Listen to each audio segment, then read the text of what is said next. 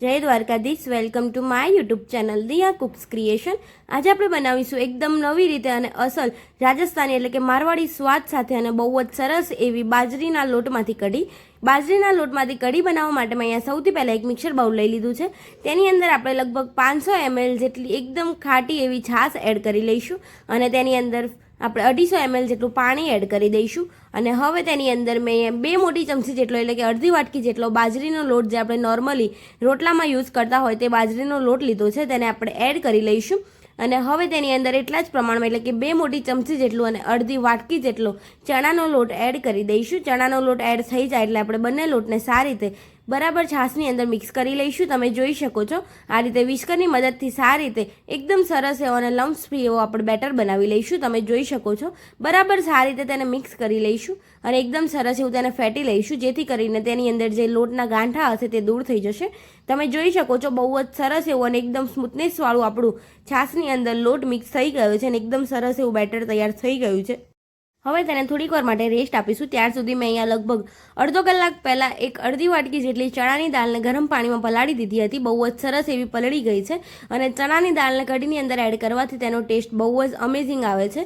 અને હવે મેં અહીંયા અંદર એડ કરવા માટે લગભગ ઝીણા સમારેલા અડધા કપ જેટલા કોથમીરના પાન લીધા છે, અડધા કપ જેટલા મેં ઝીણા સમારેલી મેથીના પાન લીધા છે અને મેં અહીંયા લગભગ 3 થી 4 એટલા તીખા લીલા મરચાંને ઝીણા ચોપ કરીને લીધા છે તીખાસ માટે અને અહીંયા મેં 3 થી 4 જેટલા સૂકા લાલ મરચાં, અડધી ચમચી જેટલી મેથી એટલે કે આખી મેથીના દાણા, અહીંયા 3 થી 4 જેટલા લવિંગ અને એક તમાલપત્ર લીધું છે અને અહીંયા 2 મીડિયમ સાઇઝની ડુંગળીને ઝીણી ચોપ કરીને લઈ લીધી છે અને હવે મેં અહીંયા એક મોટું વાસણ ગરમ કરવા મૂકી દીધું છે કઢી બનાવવા માટે અને હવે તેની અંદર આપણે 2 ટેબલ સ્પૂન જેટલું એકદમ સરસ અને શુદ્ધ એવું ઘી એડ કરી લઈશું।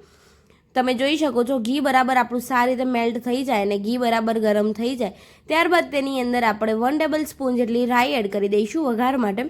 વઘાર માટે ફક્ત રાઈ અને જીરાનો જ ઉપયોગ કરવાનો છે। રાઈ બરાબર ફૂટી જાય એટલે તેની અંદર સૂકા લાલ મરચાં એડ કરી દઈશું। ત્યારબાદ તેની અંદર જે લવિંગ અને તમાલપત્ર લીધા છે તેને એડ કરી દઈશું અને હવે તેની અંદર 1 ટેબલ સ્પૂન જેટલું જીરું એડ કરી બરાબર વઘારને આપણે સોતે કરી લઈશું। તમે જોઈ શકો છો બહુ જ સરસ એવો વઘાર આપણો સોતે થઈ ગયો છે। હવે તેની અંદર 1 પિંચ જેટલી હિંગ એડ કરી અડધી ચમચી જેટલા મેથી દાણા એડ કરી દઈશું। મેથી દાણા બહુ જ જરૂરી છે, બહુ જ સરસ લાગે છે એટલે જરૂર એડ કરજો અને તેની અંદર થોડા એવા મીઠી લીમડીના પાન એડ કરી દઈશું। મીઠી લીમડીના પાન પણ બહુ જ જરૂરી અને એકદમ સરસ એવું સિક્રેટ ઇન્ગ્રીડિયન્ટ છે।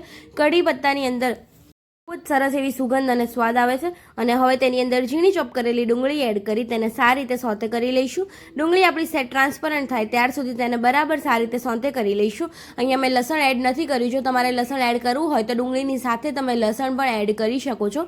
હવે તેને બરાબર સારી રીતે આપણે સોતે કરી લઈશું અને બહુ જ સરસ એવી ડુંગળી સોતે થઈ જાય એટલે તેની અંદર જે તીખાસ માટે મરચાં લીધા છે તે મરચાંને એડ કરી તેને પણ સારી રીતે સોતે કરી તેની અંદર થોડી એવી મેથી એડ કરી દઈશું।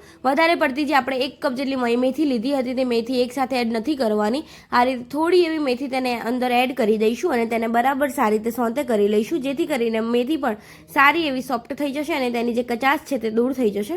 તમે જોઈ શકો છો બરાબર સારી રીતે આપણી ડુંગળી એકદમ ટ્રાન્સપરન્ટ અને કૂક થઈ ગઈ છે। હવે તેની અંદર જે આપણી પલાળેલી ચણાની દાળ હતી તે ચણાની દાળને પાણીમાંથી નીકાળીને એડ કરી લઈશું।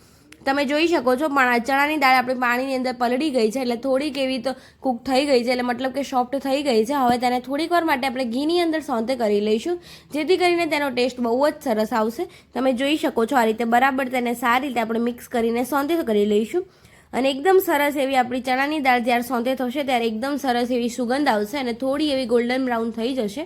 અહીંયા તમે ચણાની દાળની જગ્યાએ આખા ચણા એટલે કે જે આપણે સિંગ ચણાની જોડે ખાતા હોય તે ચણા ફોતરા વગરના પણ એડ કરી શકો છો અને અહીંયા આપણી સારી એવી ચણાની દાળ સોતે થઈ ગઈ છે અને થોડીક એવી ચણાની દાળ આપણે જ્યારે કઢી બોઇલ થશે ત્યારે સોતે થઈ જશે એટલે કે બોઇલ થઈ જશે અને હવે તેની અંદર અડધી ચમચી જેટલો હળદર પાવડર અને 1 ચમચી જેટલું તીખું લાલ મરચું એડ કરી સારી રીતે આપણે તેને બરાબર સોતે કરી લઈશું। તમે જોઈ શકો છો બહુ જ સરસ એવા આપણા મસાલા સોતે થઈ ગયા છે અને હવે મસાલા આપણા બરાબર મિક્સ થઈ જાય અને મસાલા કોરા છે તે રીતે બળી ન જાય તે માટે તરત જ તેની અંદર જે આપણો છાશની અંદર લોટ મિક્સ કરી રાખ્યો હતો, જે ગોળ બનાવી રાખ્યો છે તેને મિક્સ કરી તેને એડ કરી લઈશું।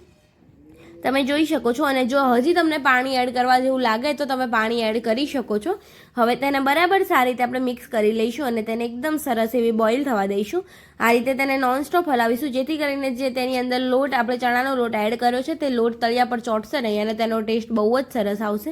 એટલે તેને આપણે નોનસ્ટોપ હલાવતા જઈને એકદમ સરસ એવી લગભગ 7 બોઇલ આવે કઢીની અંદર ત્યાર સુધી તેને આપણે બોઇલ થવા દઈશું. તમે જોઈ શકો છો અહીંયા એકદમ સરસ એવી આપણી કઢી ઉકળવા લાગી છે અને બહુ જ સરસ એવી તેની સ્મેલ પણ આવી રહી છે. આ કઢીની સાથે જો બાજરીનો રોટલો કે પછી ખીચડી હોય તો પણ બહુ જ મજા આવે છે. તમે જોઈ શકો છો એકદમ સરસ એવી અને આપણી અસલ રાજસ્થાની એટલે કે મારવાડી ટેસ્ટ સાથે એવી આપણી કઢી સારી એવી તૈયાર થઈ ગઈ છે અને કઢીની અંદર સારો એવો બોઇલ આવી ગયો છે. તમે જોઈ શકો છો અને બહુ જ સરસ એવી તેને આપણે આ રીતે મિક્સ કરી લઈશું. અને હવે હજી મેં તેની અંદર મીઠું એડ નથી કર્યું અને હવે આ રીતે બોઇલ આવી જાય ત્યારબાદ તેની અંદર ટેસ્ટ પ્રમાણે મીઠું એડ કરી દઈશું. મીઠું બને ત્યાર સુધી એન્ડમાં એડ કરવાનું, બહુ જ સરસ એવો તેનો ટેસ્ટ આવશે. અને આ રીતે મીઠું એડ થઈ જાય એટલે તેને બરાબર મિક્સ કરીને ફરી આપણે બોઇલ થવા દઈશું. જેટલી આપણી કઢી બોઇલ થશે તેટલો તેનો ટેસ્ટ બહુ જ સરસ અને અમેઝિંગ આવશે. અહીં આપણી કઢી સારી એવી ઉકળવા લાગી છે. તમે જોઈ શકો છો બહુ જ સરસ એવી કઢી આપણી ઉકળવા લાગી છે. અને હવે તેની અંદર થોડા એવા જે મેથીના પાન રહી ગયા હતા તે મેથીના પાનને આપણે છેલ્લે ગાર્નિશ કરવા માટે એડ કરી દઈશું અને થોડા એવા કોથમીરના પાન પણ એડ કરી તેને ફરી આપણે બોઇલ થવા દઈશું. જેટલી કઢી આપણી બોઇલ થશે તેટલી બહુ જ સરસ બનશે, હું તમને ફરી કહું છું. અને હવે આપણે અહીંયા કઢી સારી એવી મિક્સ થઈ ગઈ છે અને બહુ જ સરસ એવી કઢી પણ આપણે બોઇલ થઈ ગઈ છે. તમે જોઈ શકો છો. એકવાર આ રીતે જરૂર ટ્રાય કરજો. અને બાજરીનો લોટ પણ હેલ્ધી જ છે અને બાજરીના લોટથી કઢી લગભગ કોઈએ નહીં બનાવી હોય, એકવાર જરૂર ટ્રાય કરજો. અને અહીં આપણી કઢી તૈયાર થઈ ગઈ છે. તેને આપણે સર્વિંગ પ્લેટની અંદર સર્વ કરી દઈશું. સર્વ કરતી વખતે તમે જોઈ શકો છો એકદમ સરસ અને ગરમા ગરમ એવી ખટમીઠી અને ચટાકેદાર એવી આપણી મારવાડી કઢી તૈયાર થઈ ગઈ છે. તેને આપણે કોથમીરના પાનથી ગાર્નિશ કરી લઈશું. અને અહીંયા આપણી કઢી રાજસ્થાની કઢી સર્વિંગ પ્લેટની અંદર સર્વ થઈને તૈયાર થઈ ગઈ છે.